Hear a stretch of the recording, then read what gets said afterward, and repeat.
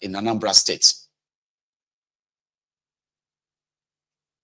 From what we have seen so far, with evidence, once they grab you, you are guilty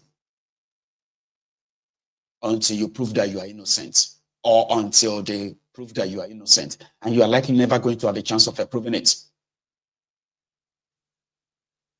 So we'll continue to shed the light on the activities of this Anambra militias, because a lot of people believe that all of these two, they have something to do with the election of Anambra State that is coming up later this year. And that is why we will continue to. So this guy has been locked up, and his own lawyer, which is Ejiofor, his name is Ejiofor, that is his lawyer. So his lawyer is now demanding for his release. If he's committed no crime, if you have no evidence of him committing any crime, there's no point in locking him up, because he's a Dibia. Right now, they are clamping down on anyone and everyone who is Dibia in Anambra State, except if you are Soludom said Dibia, like, you know, belong to his political class, his political circle, then you may be spared. True story. Right? In Borno State, in a place called Banki, very close to Bama, in Borno State, they have this new terrorist, or I don't know if he's even new, a young man, says he's a Boko Haram leader, and his name is Mulwuta. I don't know if I pronounce that right. Anyway, it doesn't really matter. Just say Boko Haram leader, Mulwuta.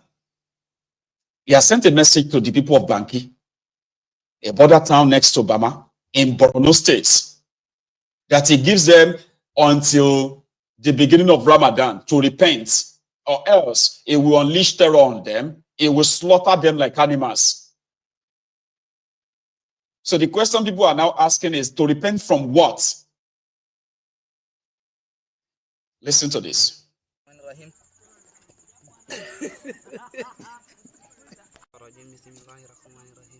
إن الحمد لله نحمده ونستعينه ونستغفره ونعوذ بالله من شرور أنفسنا ومن سيئات أعمالنا من يهد الله فلا مضل له ومن يضلل فلا هادي له أشهد أن لا إله إلا الله وحده لا شريك له وأشهد أن محمدا عبده ورسوله وبعد السلام عليكم ورحمة الله وبركاته الحمد لله أم بنكي أمامو تماما إن شاء الله فون يا kita koma إن شاء الله شو ما دوندو كمين كلاهونا نار ستاهون كلاهونا بيا كواش مار are tumu wala rawaltar wama uhande kya dondo kashare kami are umamulu tamana inshallah. A little boy. He is the leader of the Boko Haram in that axis. He's got his boys with guns and different kind of ammunitions around them in that video. And he's sending that message to the people of the Banki in Bama local government area of Borno State, that they must repent, or he will slaughter them like animals. There are many like that. You see the Lakurawa terrorists, you see the Boko Haram terrorists, you have the ISWAP terrorists, you have the Fulani terrorists, you have all kinds of terrorists in that part of Nigeria who are like Lord in their own, in their own different fiefdom, like kingdoms, right? They have areas where the Nigerian government, has gazetted as, they call them ungoverned areas in northern Nigeria. If they feel like it is time to slaughter Nigerian soldiers, they do that with so much like gusto. And there has been no real consequences.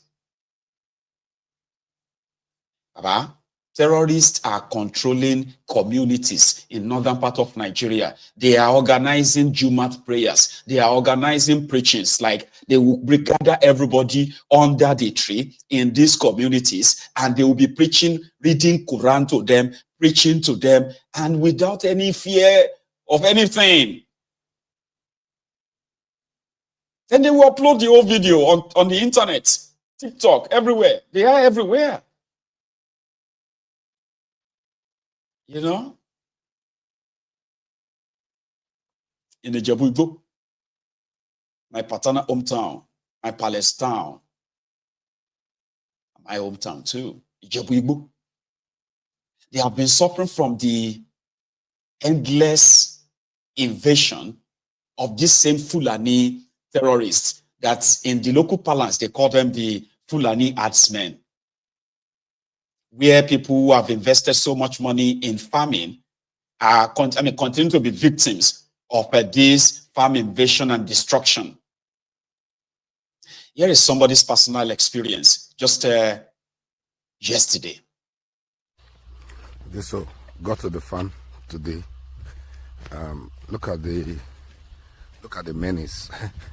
Look at what the Fulani herdsmen are doing. Look at it. They pull down the fence. They can set the pathway.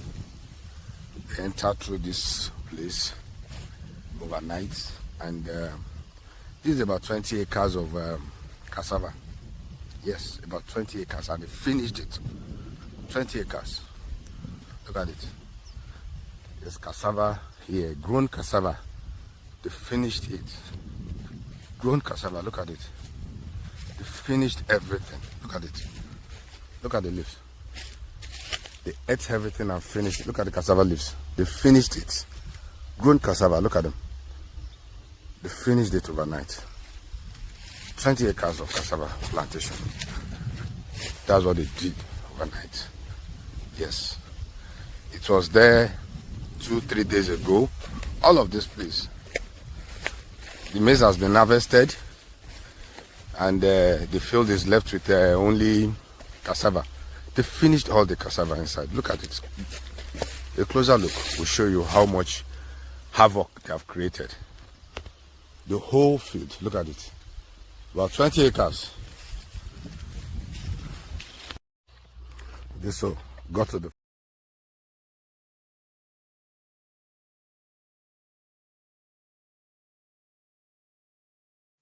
if you want to understand the genesis of food inflation in Nigeria, it all started 8 years ago when these Fulani terrorists invaded every part of Nigeria.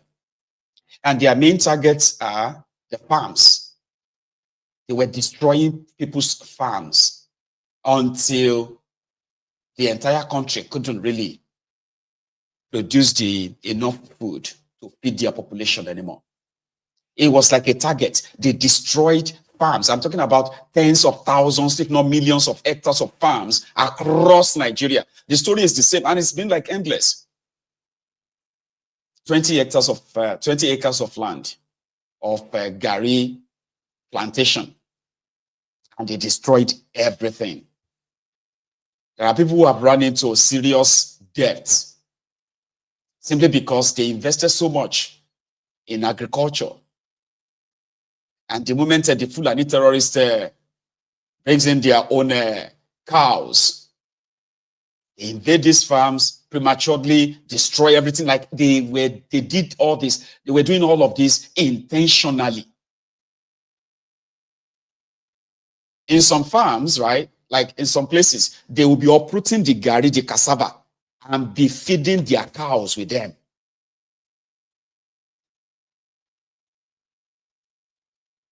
You see this hunger, this food inflation that you are suffering from in Nigeria today.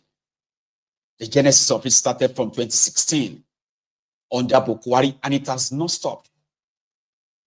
People have just probably reduced reporting it because it has gotten to a stage whereby you are not expected to even say Fulani terrorists did this or Fulani did that. You are likely going to be arrested because you will be blamed for inciting. They'll say you are inciting tribal hatred.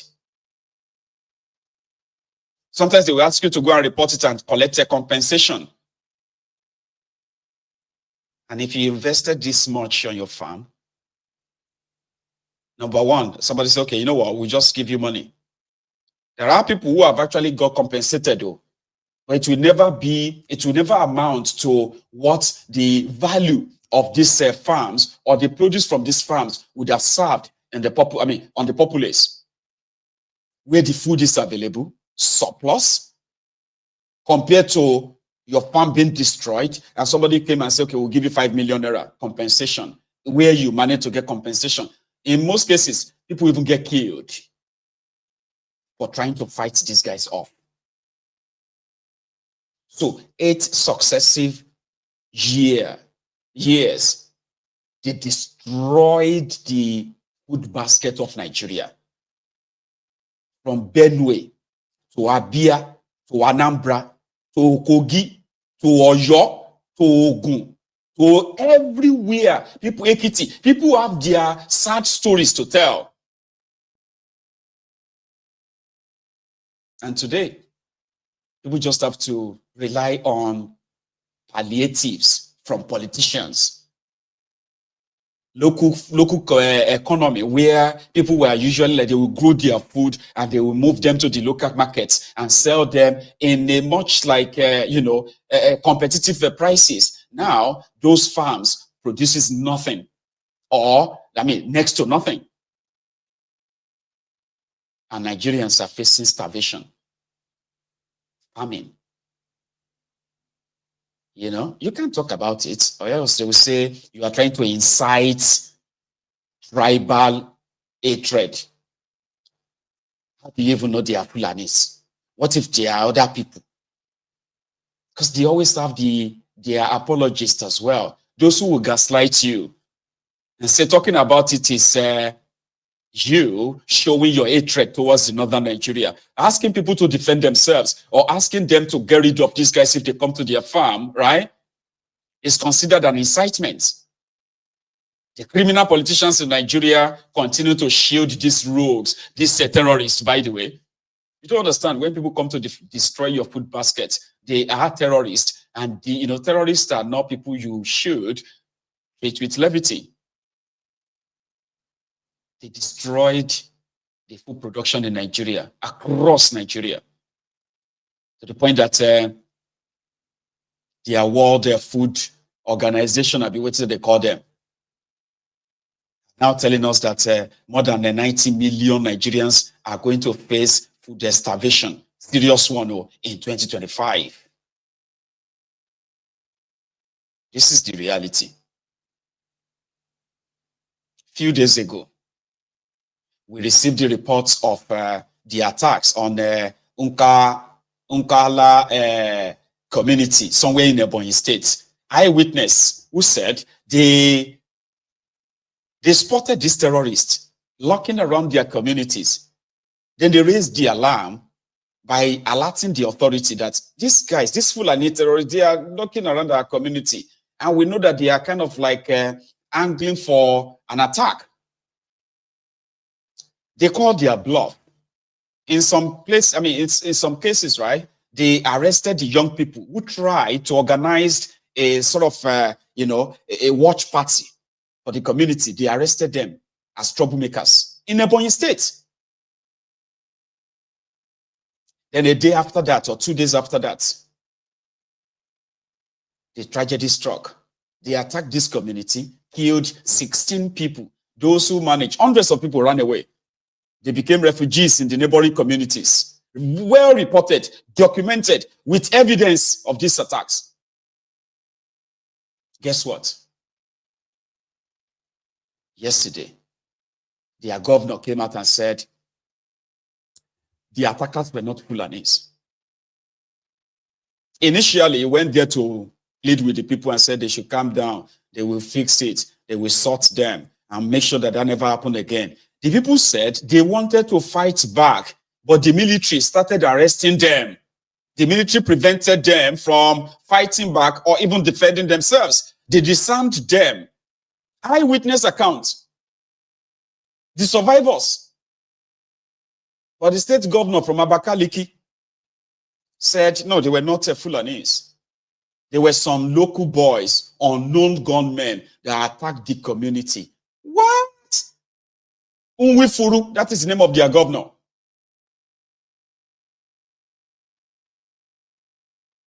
So which means the assailants were never arrested. and would never be arrested. This is the problem. And just yesterday, the news broke that this Unwifuru guy, this 2G of Devulumai, announced that he is now setting aside some fund for Hajj 2025. What the heck? Ebonyi State, from the available record, they have less than 2% of Muslims in that place, but the state want to spend 550 million naira to send people to Mecca this year to appease God knows who. And this is a state where it is believed that it is the poorest state in the eastern part of Nigeria. The poorest, when they say poorest, right? It is as poor as what Zamfara can be, if Zamfara is not even better than it. It is a state where Devulumayi was their governor for 8 years as well. It is a state where, if you are looking for the textbook definition of poverty, go to Ebonyi State, for real. A state like many other states in Nigeria, though, with no access to drinking or drinkable public drinking water. A state with the highest number of dilapidated infrastructures, including medical infrastructures or educational infrastructure, schools.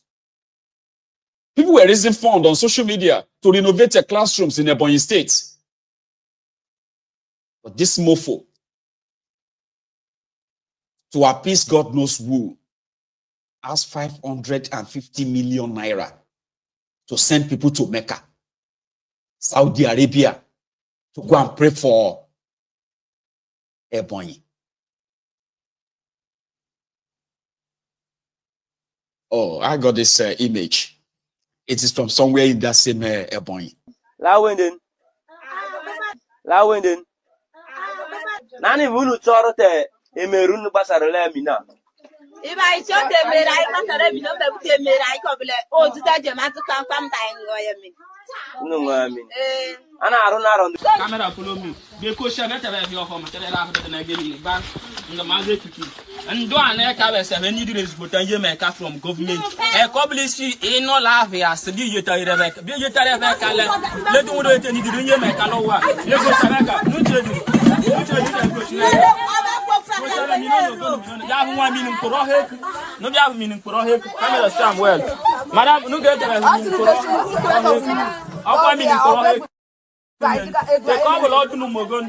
why women always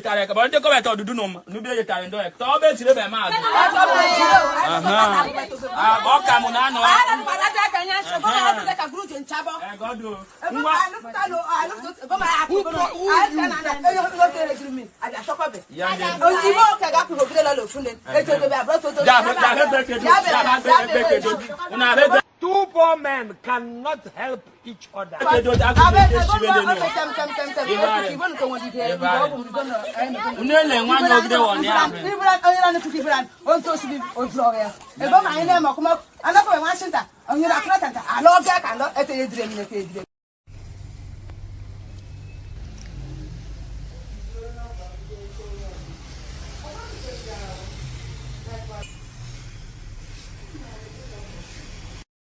Lawenden.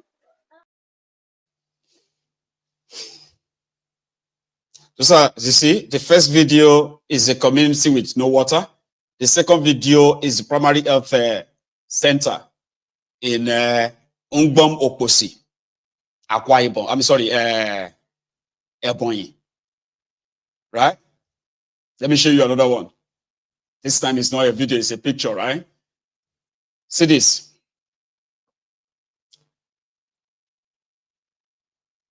The first picture, sorry, the picture on the right where that car is stuck, right?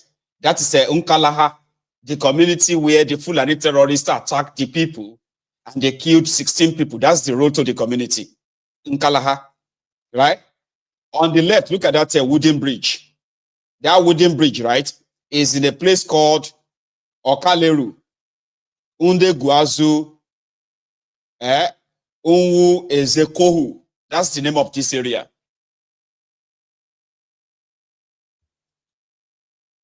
Unwefuru.